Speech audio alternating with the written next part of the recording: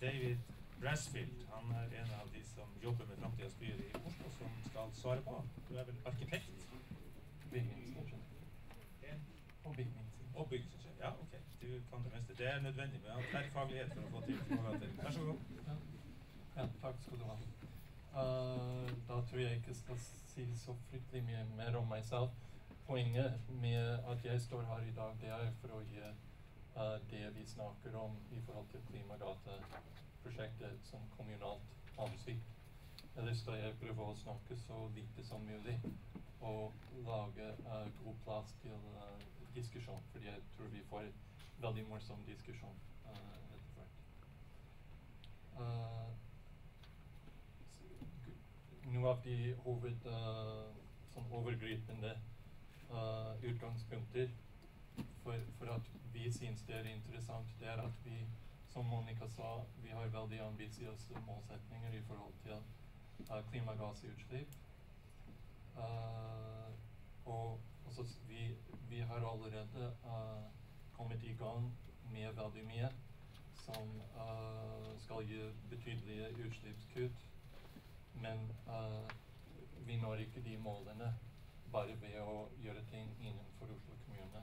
Vi helt nødt til å samarbeide med byens innbyggere og næringslivet for å oppnå. Ja, selvfølgelig. Ja, unnskyld. Ja, mye bedre. Takk. Ja. Og så, vi har flere vedtak allerede på plass som danner et godt politisk utgangspunkt for å tilrettelegge for et eventuelt Klimagate-prosjekt. Vi har kommuneplan som jeg skal komme kort tilbake til, vår biologisk program som byens miljøpolitikk, som jeg skal også komme kort tilbake til.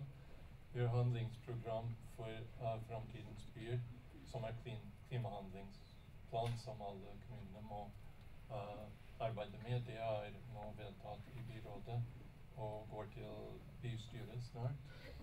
Vi har et vedtak om OPS som kom i sommer, som gir litt mer instruks og hjemmel i forhold til å arbeide i samarbeid med private for å oppnå noen av de oppgavene som mer tradisjonelle offentlige oppgaver.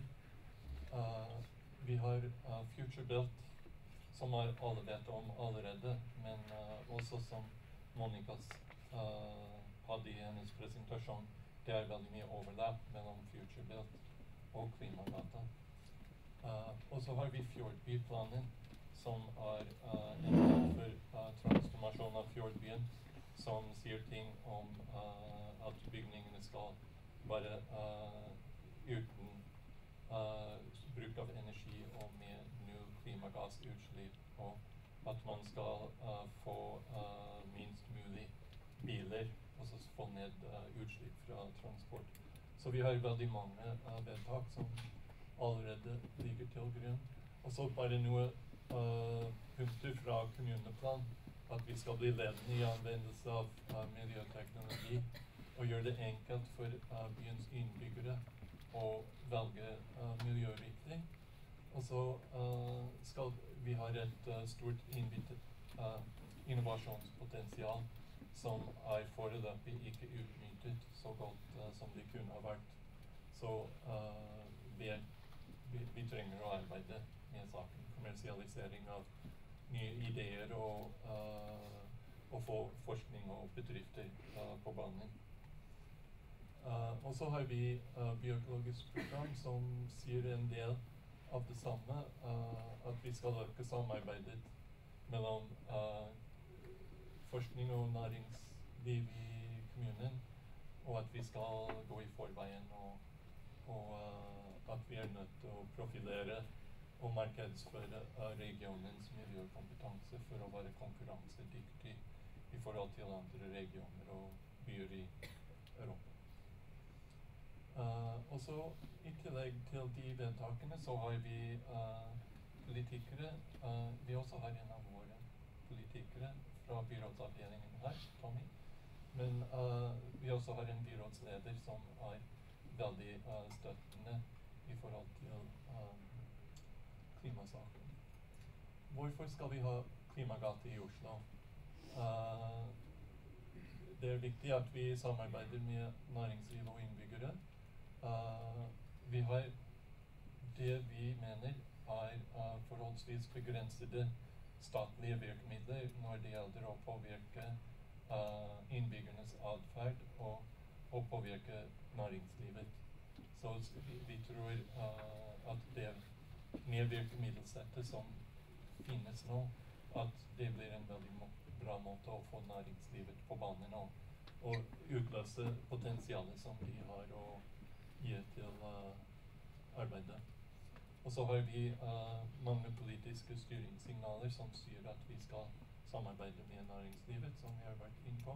Og så, som sagt, vi tror næringslivet kan levere mye.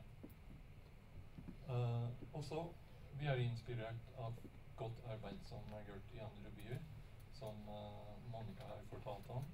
Og vi hørte noe I går fra Arup.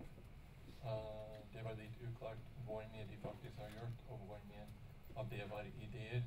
Men det er veldig mye som skjer I andre byer rundt omkring I verden nå, med smarte byer, intelligente byer. Vi tror det å arbeide innenfor et geografisk begrenset område med mange tiltak på tvers, at det gir et veldig godt arena for å intensivere klimaarbeidet som vi helt nødt til å gjøre hvis vi skal oppnå 50%-målet. Og så det skaper en type laboratorium. Selvfølgelig skal vi ikke ta for mye risiko med byutviklingen, men vi tror vi kommer til å finne på mye nytt som vil ha læringsverdi for andre. Og vi er nødt til å eksperimentere noe. Og så vi opptatt når vi går frem med dette, hvis vi går frem, at vi oppfattes som forutsigbart av næringslivet. Nå har vi kommet langt uten at vi har lovet noe, og forutsigbarheten kan være litt et spørsmål, men vi må være forutsigbare overfor næringslivet. Og så vil vi stimulere til utslippsreduksjoner.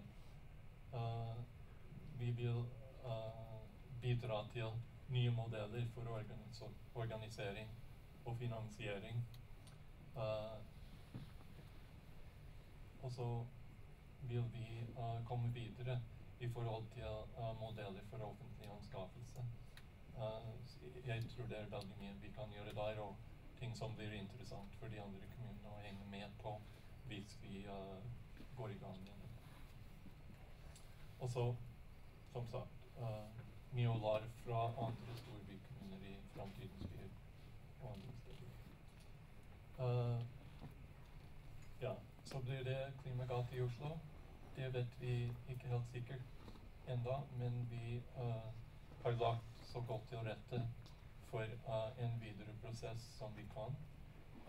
Og nå blir det en politisk avklaringsprosess, og så får vi se hvordan det utvikler seg. Men jeg tror dere kan forvente mer nyheter om dette. Så. Takk for meg.